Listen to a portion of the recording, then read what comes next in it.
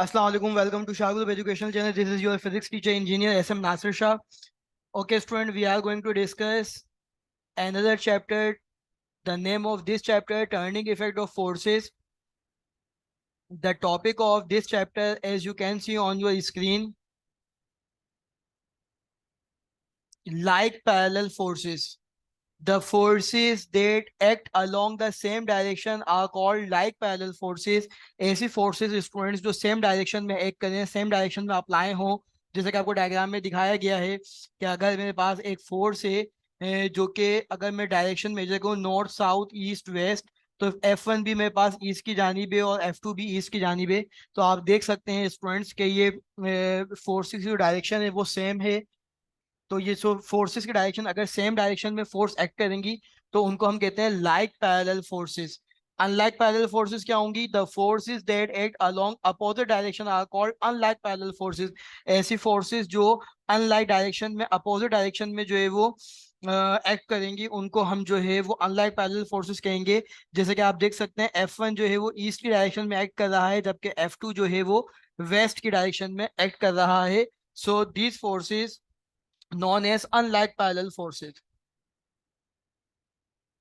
Okay student, अगर हम addition of forces की बात करें, single force that has the same effect as the combined effect of the forces to be added is called resultant force. अगर हमारे पास एक जैसी फोर्स यूं समझ लें कि सिंगल फोर्स है हमारे पास जिसका सेम इफेक्ट है, अगर हम उनको कंबाइन करते हैं अदर फोर्सेस के साथ ऐड करते हैं और उनका रिजल्टेंट फोर्सेस कोई रिजल्टेंट फोर्स आता है उनका जो है कोई ना कोई वेक्टर रिजल्टेंट फोर्स की सूरत में आता है, उसको हम एडिशन ऑफ फोर्सेस कहेंगे। लेट से अगर मेरे पास एक वेक्टर ए है, दूसरा वेक्टर बी है और तीसरा वेक्टर सी है और इनका रिजल्टेंट क्या होगा? Tail to tail, head to head, तो ये एडिशन ऑफ वेक्टर कहलाएगा। Ordinary arithmetic rule can not be use to add the forces. आम अर्थमेटिक रूल से हम इनको ऐड नहीं कर सकते। Two different method are use to addition of forces, that is in general addition of vector. इन vector को add करने के लिए, इन फोर्सेस को ऐड करने के लिए दो मेथड है हमारे पास student, as you can see on your screen. एक है ग्राफिकल मेथड और एक है एनालिटिकल मेथड। ओके स्टूडेंट, अगर हम ग्राफिकल मेथड की बात करें, so this method is used for addition of one dimensional vector quantities. कि ऐसा मेथड इस्तेमाल किया जाता है कि वन डायमेंशनल वेक्टर क्वांटिटीज को ऐड कराने के लिए। In this method head to tail rule of vector addition is use for the addition of forces. Addition of forces, addition of vector करने के लिए यहाँ पे हम हेड टू टेल रूल का इस्तेमाल करते हैं। और हेड टू टेल रूल है क्या student? The head to tail rule method of adding vector involves drawing the first vector on a graph and then placing the tail of each subsequent vector। पहले vector का head तो दूसरी vector की tell, दूसरी vector का head तो तीसरी vector की टेल, और जब रिजल्टेंट मिलाते हैं तो टेल टू टेल और हेड टू हेड जो है वो हम इसको ऐड करते हैं। So the resultant vector in then drawn from the tail of the first vector to the head of the final vector. क्या अगर मेरे पास एक वेक्टर ए है, दूसरा वेक्टर बी है, तो पहले वेक्टर का हेड, दूसरे वेक्टर की टेल, तीसरे वेक्टर का टेल, दूसरे वेक्टर का हेड, और फिर देखिए रिजल्टेंट क्या होगा? टेल टू टेल और हेड टू हेड। ये रिजल्टेंट आएगा हमारे पास ए बी और सी वेक्टर का। ओके स्टूडेंट, स्टेप वन में हम क्या करते हैं? सबसे पहले स्टेप वन के अंदर हम सुटेबल स्केल चूज करते हैं। स्टेप टू के अंदर हम draw all the forces vector according to the scale vector A and B. In this case हम जो है वो वेक्टर ए और बी को ड्रॉ करते हैं। स्टेप थ्री में now take any vector at first vector and draw the next vector in such a way that it tail coincide with the head of the previous. जैसे कि मैंने आपको अभी बताया कि पहले वेक्टर को जब हम दूसरे वेक्टर से ऐड करेंगे तो पहले वेक्टर का हेड और दूसरे वेक्टर की क्या आएगा स्टूडेंट? टेल आएगा। If number of vector is more than the two, continue the process list till last vector is reached. और ये प्रोसेस हम कंटिन्यू करते हैं एडिशन का जब तक हमारे पास लास्ट वेक्टर ऐड नहीं हो जाता। use a straight line with a arrow pointed towards the last vector to join the tail of the first vector with the head of the last vector. This is the resultant vector। जैसे कि हमने आपको अभी बताया, तो यहाँ diagram भी आप देख रहे हैं कि पहले एक वेक्टर आया, उसकी हेड, और दूसरे वेक्टर को जोड़ा तो उसकी टेल, और रिजल्टेंट के लिए हमने टेल टू टेल और हेड टू हेड अप्लाई किया। ट्रिग्नोमेट्रिक रेशियोज की अगर हम स्टूडेंट बात करें, the ratio between any two side of a right angle triangle are given specific name. के दो कोई भी फर्ज कर लें कि राइट एंगल ट्राइंगल है, उसकी दो साइड है और उनको हमने गिवन स्पेसिफिक नेम जो है वो हमने स्पेसिफिक नाम दिया है उनको। There are six ratio in total, out of which three are main ratio and the other three are the reciprocal. छह रेशियोज हैं स्टूडेंट ट्रिग्नोमेट्री के, जिसमें तीन मेन है और तीन उन्हीं के रेसिप्रोकल है।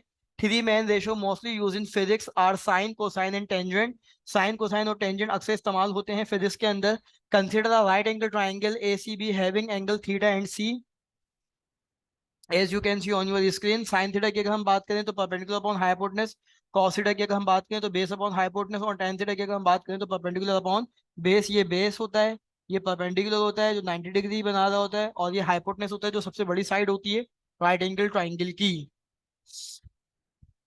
ओके स्टूडेंट, ट्रिग्नोमेट्रिक रेशियोज की अगर हम बात करें कि साइन जीरो की वैल्यू जीरो होती है, साइन 30 की वैल्यू 0.5 होती है, साइन 45 की वैल्यू 0.707 होती है, साइन 60 की 0.866, साइन 90 की 1। इसी तरीके से कॉस जीरो की वैल्यू 1 होती है, कॉस 30 की वैल्यू 0.866, कॉस 45 की वैल्यू 0.707, कॉस 60 की वैल्यू 0.5 और कॉस 90 की वैल्यू 0। इसी तरीके से टेन जीरो जो है वो 0 होता है, टेन 30 जो है 0.577 होता है, टेन 45 1 होता है, टेन 60 1.732 होता है, टेन 90 इन्फिनिटी होता है। ये सब साइंटिफिक कैलकुलेटर से आप इसकी वैल्यू कैलकुलेट कर सकते हैं, लेकिन क्योंकि आपके लेवल पर साइंटिफिक कैलकुलेटर स्टूडेंट्स अलाउ नहीं है, इसलिए हमें ये टेबल को जहन में याद रखना है। ओके स्टूडेंट, एनालिटिकल मेथड की अगर हम बात करें तो the analytical method of vector addition and subtraction involve using the Pythagoras theorem and trigonometric identities. Pythagoras theorem की मदद से जो है वो हम स्टूडेंट एनालिटिकल मेथड को जो है वो इस्तेमाल कर सकते हैं रिजल्टेंट वेक्टर फाइंड आउट करने के लिए। रेजोल्यूशन ऑफ फोर्सेस की अगर मैं बात करूं स्टूडेंट्स, और पाइथागोरस थ्योरम होता क्या है वो थोड़ा सा मैं आपको बता भी दूं कि पाइथागोरस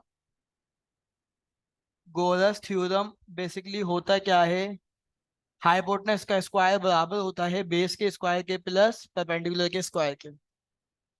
रेजोल्यूशन ऑफ फोर्सेस की अगर हम बात करें तो the process of splitting of a vector into mutually perpendicular component is called resolution of vector. कैसा वेक्टर जिसको जो है वो हम स्प्लिट करें, ब्रेक करें उसके कंपोनेंट में, तो रेजोल्यूशन ऑफ वेक्टर कहलाता है। मिसाल के तौर पर अगर मेरे पास ये एफ वेक्टर है तो इसका एक कंपोनेंट एफ एक्स भी बन सकता है, और दूसरा कंपोनेंट जो ब्रेक होगा वो एफ वाई। तो F X and F Y actually horizontal and vertical component of F. As you can see on your screen, we can resolve a vector into a number of components. Generally there are two components of vector which are component along x-axis and x component, or y-axis and y component. Okay student, X component and Y component are perpendicular to each other. हमेशा X component और Y component आपस में एक दूसरे के perpendicular होते हैं।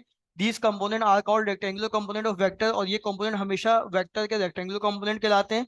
Consider the vector F, first कर ले वेक्टर एफ है at a point making an angle theta, और एक पॉइंट के ऊपर एंगल थीटा बना रहा है विद पॉजिटिव एक्स एक्सिस के साथ। Vector F is represented by a line O A. Vector A जो है बेसिकली अगर मैं मान लूं कि वो लाइन ओ ए पर बेस कर रहा है, from point A, draw a perpendicular AB on x-axis. Suppose OB and BA represent the two vector. Vector OA is parallel to x-axis and vector B is parallel to y-axis. Magnitude of these vectors are fx and fy respectively. By the method of head-to-tail rule, we notice that the sum of these vectors is equal to the f. Thus, fx and fy are the rectangular component of vector f. ये तमाम चीजें जो मैंने अभी आपसे discuss करी हूँ आपको रीड करके बताई, हम इसको डायग्राम में भी देख सकते हैं। इस डायग्राम में जो हमने वेक्टर ओ ए लिया जो कि एफ है, ए बी एफ वाई है, और ओ से बी तक एफ एक्स है। इस तरीके से मेरे पास एफ एक्स जो है वो हॉरिजॉन्टल कंपोनेंट है, एफ वाई जो है वो वर्टिकल कंपोनेंट है। हॉरिजॉन्टल कंपोनेंट के लिए कॉस थीटा बराबर होता है बेस अपॉन हाइपोटेनस के। सो स्टूडेंट, बेस हमारे पास ओ से बी तक है तो ये ओ बी आ गया, हाइपोटेनस ओ से ए तक है तो ये ओ ए आ गया। ओ से बी तक की वैल्यू अगर हम देखें तो एफ एक्स से यहाँ पे एफ एक्स आ गया, ओ से ए तक की वैल्यू एफ है तो यहाँ पे एफ आ गया। एफ डिवाइड हो जाए is equal to left side में आके मल्टीप्लाई होगा। सो एफ एक्स का फॉर्मूला क्या बन जाएगा, F cos theta.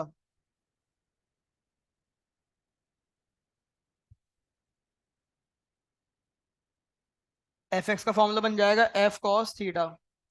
Vertical component की अगर हम बात करें स्टूडेंट्स, तो वर्टिकल कंपोनेंट में साइन थीटा बराबर होता है परपेंडिकुलर अपॉन हाइपोटेनस के।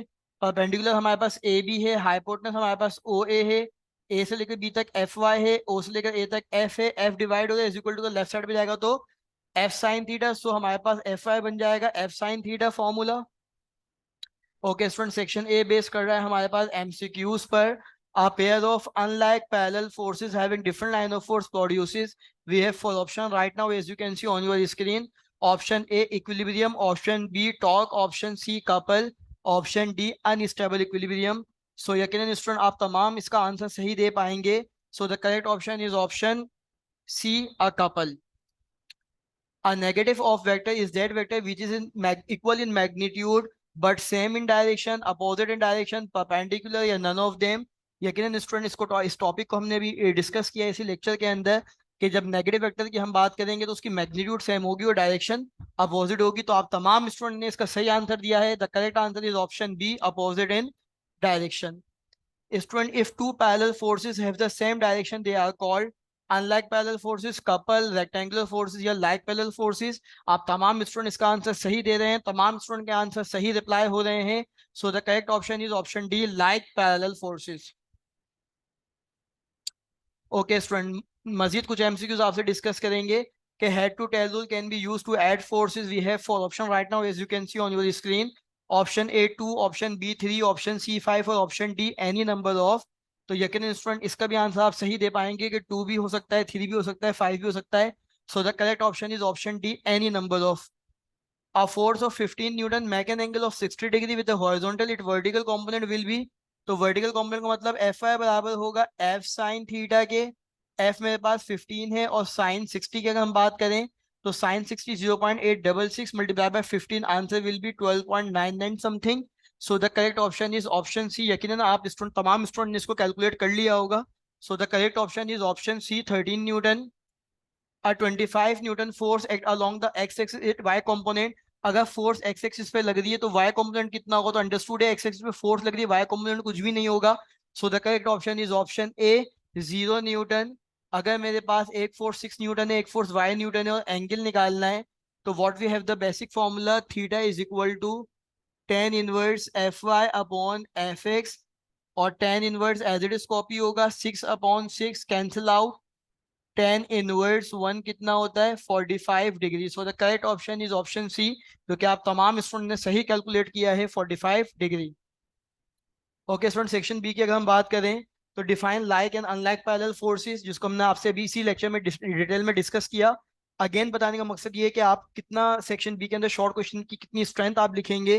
पेपर में क्या मार्किंग स्कीम है, 3 मार्क्स से क्वेश्चन होगा, ब्लू मार्कर से हेडिंग, ब्लैक से underline. Explain trigonometric ratios. Section C base कर रहा है लॉन्ग क्वेश्चन पे, जिसमें आपने रेजोल्यूशन ऑफ फोर्सेस, 6 मार्क्स का क्वेश्चन होगा सेक्शन सी का, जिसको हमने अभी आपसे इसी लेक्चर में डिस्कस किया। ये तमाम स्टेप्स आपने लिखने होंगे लॉन्ग क्वेश्चन के अंदर और डायग्राम भी बनानी होंगी लॉन्ग क्वेश्चन में। Thank you for watching. Shah group education channel को लाइक करें, सब्सक्राइब करें। Sir S M Nasir Shah को दुआ में याद रखें। अल्लाह हाफिज।